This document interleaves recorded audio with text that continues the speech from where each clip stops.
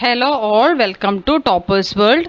ഇന്ന് നമ്മൾ നോക്കാൻ പോകുന്നത് 4ാം ക്ലാസ്സിൻ്റെ മാത്സ് യൂണിറ്റ് 1ൻ്റെ യൂണിറ്റ് ടെസ്റ്റ് ആണ്. അതായത് ഫസ്റ്റ് ചാപ്റ്റർ ആദ്യ പാഠത്തിൻ്റെ യൂണിറ്റ് ടെസ്റ്റ് ആണ്. ലൈൻസ് ആൻഡ് ഷേപ്സ് ഇംഗ്ലീഷ് മീഡിയത്തിൻ്റെ ടെസ്റ്റ് പേപ്പറാണിത്. മലയാള മീഡിയത്തിൻ്റെ ടെസ്റ്റ് പേപ്പറും നമ്മുടെ ചാനലിൽ അവൈലബിൾ ആണ്. ഇത് കാണുന്നവർ മലയാള മീഡിയം കുട്ടികളാണെങ്കിൽ അവർക്ക് ലിങ്ക് വേണമെന്നുണ്ടെങ്കിൽ ജസ്റ്റ് ഒന്ന് കമൻറ്റ് ചെയ്താൽ മതി. ഞാൻ നിങ്ങൾക്ക് അത് ആ വീഡിയോൻ്റെ ലിങ്ക് തരുന്നതായിരിക്കും. അല്ലെങ്കിൽ നമ്മുടെ പ്ലേലിസ്റ്റ് ചെക്ക് ചെയ്താൽ നിങ്ങൾക്ക് അവൈലബിൾ ആയിട്ട് ഉണ്ടായിരിക്കും കേട്ടോ. അപ്പോൾ ലൈൻസ് ആൻഡ് ഷേപ്സ് ആണ് നമ്മുടെ ചാപ്റ്ററിൻ്റെ പേര്. ആദ്യത്തെ ഈ ചാപ്റ്ററിൽ നിന്ന് ചോദിക്കാൻ സാധ്യതയുള്ള ഇമ്പോർട്ടൻറ്റ് ക്വസ്റ്റ്യൻസും അതേപോലെ തന്നെ അതിൻ്റെ ഉത്തരങ്ങളും ഡിസ്കസ് ചെയ്തുകൊണ്ടുള്ള ക്ലാസ്സാണിത്. അപ്പോൾ എല്ലാവരും മിസ് ചെയ്യാതെ കാണാൻ വേണ്ടി ശ്രമിക്കുക. 4ാം ക്ലാസ്സിൻ്റെ മാത്സ് കേരള സിലബസ് ആണ്. മാറി വന്ന പുതിയ പാഠപുസ്തകം അടിസ്ഥാനമാക്കിയിട്ടുള്ള ചോദ്യങ്ങളാണ് തയ്യാറാക്കിയിരിക്കുന്നത്. അപ്പോൾ നമുക്ക് ടെസ്റ്റ് പേപ്പറിലേക്ക് കടക്കാം. ടെസ്റ്റ് പേപ്പർ അതായത് എക്സാമിലേക്ക് പോകുന്നതിന് മുമ്പ് നമ്മുടെ ഈ ചാനൽ ആദ്യമായി കാണുന്ന കൂട്ടുകാരാണ് നിങ്ങളെങ്കിൽ സബ്സ്ക്രൈബ് ചെയ്തൊന്ന് സപ്പോർട്ട് ചെയ്യുക. അതുപോലെ തന്നെ ആ ബെൽ ബട്ടൺ ഒന്ന് ഇനാബിൾ ചെയ്ത് വെക്കാൻ വേണ്ടി ശ്രമിക്കുക. നമ്മളിടുന്ന പുതിയ വീഡിയോസ് എല്ലാം നിങ്ങൾക്ക് നോട്ടിഫിക്കേഷനായി ലഭിക്കുന്നതായിരിക്കും. അപ്പം നമുക്ക് നോക്കിയാലോ. 4ാം ക്ലാസ്സിൻ്റെ മാത്സ് ആണ് ആദ്യ ആക്ടിവിറ്റി വരുന്നത്. നമ്മൾ ആക്ടിവിറ്റീസ് ആയിട്ടാണ് എല്ലാം ഉൾപ്പെടുത്തിയിരിക്കുന്നത്. ആദ്യം നമുക്ക് എല്ലാ ക്വസ്റ്റ്യൻസും ഒന്ന് നോക്കാം. എന്നിട്ട് നമ്മൾ റിവേഴ്സ് വന്നിട്ട് എല്ലാത്തിൻ്റെയും ഉത്തരങ്ങൾ ചെയ്ത് കാണിക്കുന്നതായിരിക്കും. അപ്പോൾ നിങ്ങൾ എന്ത് ചെയ്യുക, ആദ്യം ക്വസ്റ്റ്യൻസ് കാണിക്കുമ്പോൾ ഇതിൻ്റെ എല്ലാ ഉത്തരം ഒന്ന് എഴുതി വെക്കുക. റിവേഴ്സ് ചെയ്തിട്ട് എല്ലാം കഴിഞ്ഞ് ഞാൻ വീണ്ടും ബാക്കിലോട്ട് വരും. എന്നിട്ട് ആദ്യ ആക്ടിവിറ്റിയുടെ ആൻസർ 2, 3 അങ്ങനെ എല്ലാ ആക്ടിവിറ്റീൻ്റെ ആൻസറും പറയുന്നതായിരിക്കും. അപ്പം നമുക്ക് നോക്കാം. ആദ്യ ചോദ്യം, write the name of these shapes. നോക്കൂ, ആദ്യം 3 ഷേപ്പുകൾ നിങ്ങൾക്ക് തന്നിട്ടുണ്ട്. ഇതിൻ്റെയൊക്കെ പേരുകളൊന്ന് എഴുതിക്കോളൂ കേട്ടോ. എഴുതി വെക്കുക. ലാസ്റ്റ് ആൻസർ പറയും ഞാൻ. ആദ്യത്തെ ഷേപ്പ്, രണ്ടാമത്തെ ഷേപ്പ്, മൂന്നാമത്തെ ഷേപ്പ് കാണുന്നുണ്ടല്ലോ അല്ലേ? ഷേപ്പിൻ്റെ പേരുകൾ എന്താണ്, നെയിംസ് എന്താണെന്ന് ഒന്ന് നോട്ട് ചെയ്യുക. അടുത്ത ചോദ്യത്തിലേക്ക് പോകാം. രണ്ടാമത്തെ ചോദ്യം, draw a rectangle using ruler with the given measurement. Length 5 cm, breadth 3 cm ആണ്. റെക്ടാങ്കിൾ ആണ് വരയ്ക്കാൻ പറഞ്ഞിരിക്കുന്നത്. ഒരു സ്കെയിൽ ഉപയോഗിച്ചുകൊണ്ട് നിങ്ങൾക്ക് ലെങ്ത്തും ബ്രെഡ്ത്തും വെച്ചിട്ട് എന്ത് ചെയ്യാം, ഒരു റെക്ടാങ്കിൾ വരയ്ക്കാവുന്നതാണ്. രണ്ടാമത്തെ ചോദ്യം, write 3 specialities of rectangle. Write any 3 specialities of rectangle ആണ്. റെക്ടാങ്കിളിൻ്റെ ഏതെങ്കിലും 3 സ്പെഷ്യാലിറ്റീസ് എഴുതുക.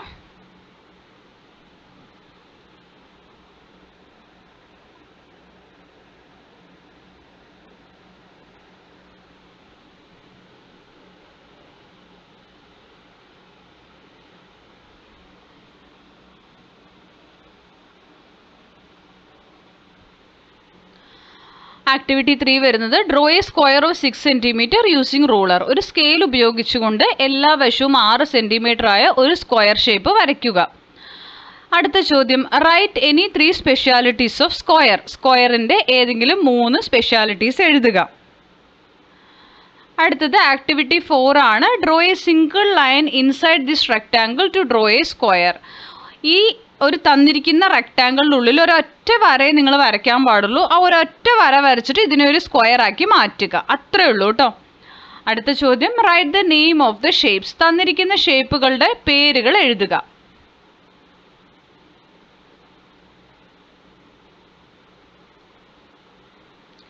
അടുത്തത് ആക്ടിവിറ്റി 5 ആണ്. Riya is making a greeting card. She pasted coloured string along all 4 sides of a square of side 7 cm. What is the total length of string she used എന്നാണ്.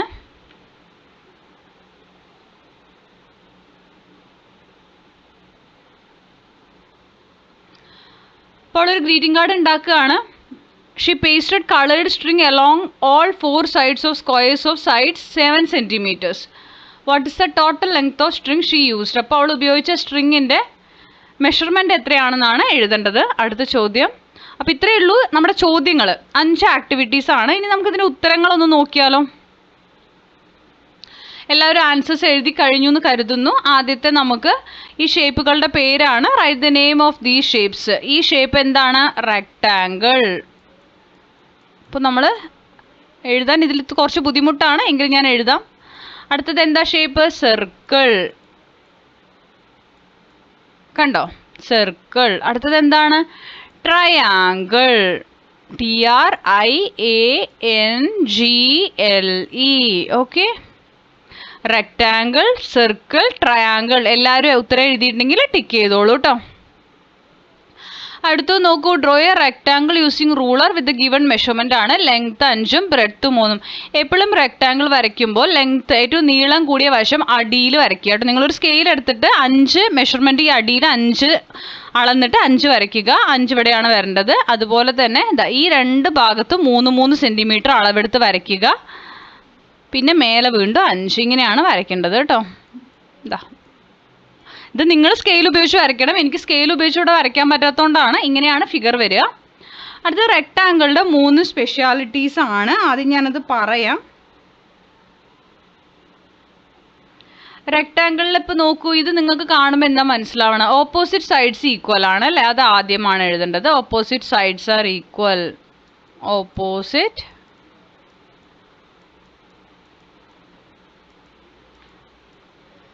Sides are equal.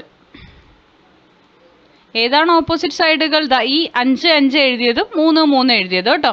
പിന്നെ അതുപോലെ തന്നെ വരുന്നതാണ് right angles ആണ്. All 4 interior angles 90 degree ആയിരിക്കും. അതായത് ഇതാണ്ടോ, ഈ കോണായിട്ട് കാണുന്ന എല്ലാം 90 ഡിഗ്രി ആയിരിക്കും. അപ്പോൾ all angles are 90 degree.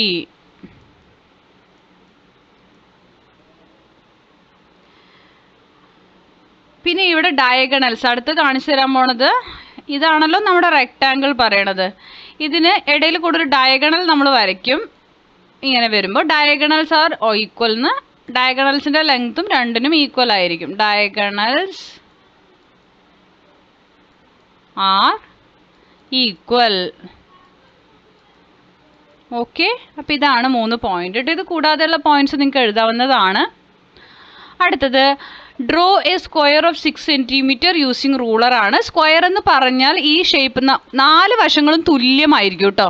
Measurement നിങ്ങൾ എടുക്കുമ്പോൾ 6 സെൻറ്റിമീറ്റർ സ്കെയിലിൽ എടുത്തിട്ട് വരയ്ക്കുക. അതേ 6 സെൻറ്റിമീറ്റർ ആണ് 4 വശത്തും വരിക. അപ്പോൾ ഇവിടെ വരുന്നത് ആദ്യത്തെ തന്നെ നിങ്ങൾക്ക് കാണുമ്പോൾ ഇത് സ്ക്വയറിൻ്റെ. അടുത്ത ചോദ്യം നോക്കൂ, write any 3 specialities of square ആണ്. 4 വശങ്ങളും ഈക്വൽ ആയതിനെയാണ് നമ്മൾ സ്ക്വയർ എന്ന് പറയുക. അപ്പോൾ all 4 sides are equal. All sides are equal. പിന്നെന്താ വരിക? All angles 90 degree. എല്ലാ വശങ്ങളും 90 ഡിഗ്രിയാണ് കേട്ടോ. All angles are 90 degree. പിന്നെ ഇതിലും ഡയഗണൽസ് വരയ്ക്കും നമ്മൾ. ഡയഗണൽസ് ഇങ്ങനെ, ഡയഗണൽസും ഈക്വൽ ആണ് കേട്ടോ. Diagonals are equal. Diagonals are equal. Okay, ഇതാണ് സ്പെഷ്യാലിറ്റീസ് ആയിട്ട് എഴുതേണ്ടത്. അടുത്ത് നോക്കൂ, draw a single line inside this rectangle to draw a square എന്ന് പറയുമ്പോൾ നമുക്ക് ഇതുപോലെ ഇവിടെ ഒരെണ്ണം വരച്ചു കൊടുത്തു കഴിഞ്ഞാൽ സ്ക്വയറായി മാറി കേട്ടോ. അടുത്തത് right the name of the shapes ആണ്. ആദ്യത്തെ കോണാണ്. ഇതെന്താ? ക്യൂബാണ്. ഇത് ക്യൂബോയിഡ് ആണ്. ക്യൂബോയിഡ്. നെക്സ്റ്റ് ഇത് സ്പിയർ ആണ്. കണ്ടോ? Cone, cube, cuboid, sphere. എല്ലാവർക്കും കിട്ടിയെന്ന് വിചാരിക്കുന്നു. അടുത്ത ചോദ്യം ഇനിയാണ് ലാസ്റ്റത്തെ നമ്മുടെ സ്റ്റെപ്പ് ക്വസ്റ്റ്യൻ വരുന്നത്. നമുക്ക് സ്റ്റെപ്പ് എഴുതിയിട്ട് ചെയ്യേണ്ടത് എപ്പോഴും മാർക്ക് കൂടുതലായിരിക്കും വരിക. അപ്പം നിങ്ങൾ മര്യാദയ്ക്ക് വായിച്ചിട്ട് ആൻസർ ചെയ്യാൻ വേണ്ടി ശ്രമിക്കണം.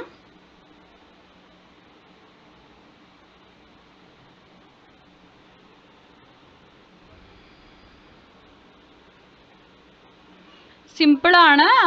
ഇവിടെ she pasted colour string along all 4 sides of square 7 centimetre ആണ്. അപ്പോൾ 7 സെൻറ്റിമീറ്റർ ആണ് സ്ക്വയർ എങ്കിൽ, സൈഡെങ്കിൽ നമ്മൾ അത്രയും സ്ട്രിങ് തന്നെ ഈ കുട്ടി ഉപയോഗിക്കേണ്ടി വരും. അപ്പോൾ ആദ്യം തന്നെ സൈഡ് ഓഫ് സ്ക്വയർ എത്രയായിരിക്കും? 7 സെൻറ്റിമീറ്റർ ആണ് വരിക. സ്ക്വയർ എന്ന് പറഞ്ഞാൽ ഇതുപോലെയാണ് വരിക കേട്ടോ. അപ്പോൾ 7 സെൻറ്റിമീറ്റർ ആണെങ്കിൽ 7 സെൻറ്റിമീറ്റർ തന്നെ അവൾ സ്ട്രിങ് യൂസ് ചെയ്യേണ്ടി വരും. റിയ 7 സെൻറ്റിമീറ്റർ തന്നെ സ്ട്രിങ് യൂസ് ചെയ്യേണ്ടതായിട്ട് വരും. സോ നമുക്ക് ഇതിൻ്റെ ടോട്ടൽ ലെങ്ത് എന്ന് പറയുന്നത് പെരിമീറ്റർ ആണ് കേട്ടോ. ടോട്ടൽ ലെങ്ത് കാണുമ്പോൾ ടോട്ടൽ ലെങ്ത് 4 വശമല്ലേ ഉള്ളത്. 4 വശം പറയുമ്പോൾ ഒരു വശം 7 ആണെങ്കിൽ 7 × 4 എന്ത് വരും? 28. ഓക്കെ, ആൻസർ 28 ആണ്. അപ്പോൾ ഇത്രയാണ് നമ്മുടെ മാത്സിൻ്റെ ക്വസ്റ്റ്യൻ പേപ്പർ. അപ്പോൾ നിങ്ങൾക്ക് ക്ലാസ്സുകൾ ഇഷ്ടപ്പെടുന്നെങ്കിൽ ലൈക്ക് ചെയ്യണം, ഷെയർ ചെയ്യണം. അതുപോലെ തന്നെ എല്ലാ സബ്ജക്ട്സിൻ്റെയും ക്ലാസ്സുകളും, അതുപോലെ activities, question answers, model question paper answers, അതുപോലെ half yearly, quarterly, Christmas exam, Onam exam, നിങ്ങളുടെ ടെസ്റ്റ് പേപ്പറുകൾ, അങ്ങനെ എല്ലാത്തിൻ്റെയും ക്ലാസ്സുകൾ നമ്മുടെ ചാനലിൽ അവൈലബിൾ ആയിരിക്കും. അപ്പോൾ നിങ്ങൾക്ക് ക്ലാസ്സുകൾ ഇഷ്ടപ്പെടുന്നുണ്ടെങ്കിൽ തീർച്ചയായും സപ്പോർട്ട് ചെയ്യണം. അതുപോലെ തന്നെ സബ്സ്ക്രൈബ് ചെയ്യണം, കമൻറ്റുകൾ അറിയിക്കണം, തുടർന്നും വാച്ച് ചെയ്യുക. Thank you for